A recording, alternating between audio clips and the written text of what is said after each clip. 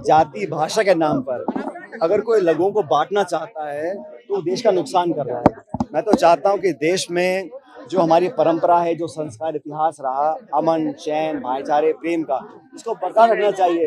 लेकिन दुर्भाग्यवश जो संसद में प्रकरण हो रहा है, जिस प्रकार अंबेडकर साहब को अपमानित करने का काम सत्ताधारी दल कर रहा है, गृह मंत्री जी सदन के अंदर अंबेडकर साहब के प्रति जो भाव रखते हैं उनके जमा पे आ गए।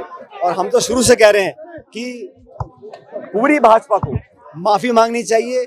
इस प्रकार अंबेडकर साहब जो हमारे संविधान के निर्माता थे, उनके प्रति आप अपमान वाले भाव रखते हो तो देश में ठेस पहुंचे लोगों को। पूरे देश में आज आंदोलन लोग कर रहे हैं, तो ये घमंड और अहंकार का परिचय है जहां पर भाजपा ने इस प्रकार के शब्दों का प्रयोग अंबेडकर साहब के लिए किया। और लोकसभा के अंदर देश में पहली बार संसद के अंदर सत्ताधारी दल के सांसदों ने अपवाद किया है। राहुल गांधी जी खड़गे जी को संसद में घुसने से रोका और उसके ऊपर जाके झूठे केस दर्ज कराए हैं राहुल जी के ऊपर। ये उनकी घबराहट का एक परिचय है। और गृह मंत्री जी के बयान में जो थूथू हो रही है, उसे जान बचाने के लिए इस प्रकार का पूरा नाटक रचा गया है।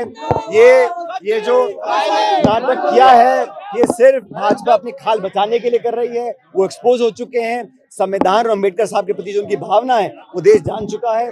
राहुल गांधी जी को टारगेट कर अपनी जान बचाने के लिए और जनता का ध्यान डाइवर्ट करने के लिए काम कर रहे हैं। चोट कहाँ लगी थी हॉस्पिटल में, आप अभी बता? अरे हम तो कह रहे हैं जो सीसीटीवी कैमरा है संसद परिसर का, एक एक इंच वीडियो कैमरा से रिकॉर्ड होता है। सरकार को वो फुटेज दिखानी चाहिए जहां पे आरोप लगे हैं। सरासर झूठे आरोप है, बेबुनियाद आरोप है और सिर्फ ध्यान भटकाने के लिए पुलिस में केस रजिस्टर कराया है। हमने चैलेंज किया, राहुल जी ने खुद बोला, प्रियंका जी ने बोला, आप फुटेज दिखाइए ना। खुद ही आप उपवाद मचाते हो, धक्का मुक्की करते हो, संसद में जाने को रोकते हो और फिर केस कराते हो। आपने संसद में जो बयान दिया गृह मंत्री जी ने, उसके विरोध में पूरा देश आज सामने आ गया है और वो बैकफुट पे आकर घबराए हुए हैं, इसलिए राहुल जी पे आरोप लगा रहे हैं। आज आपने यहाँ पर एक साल के लिए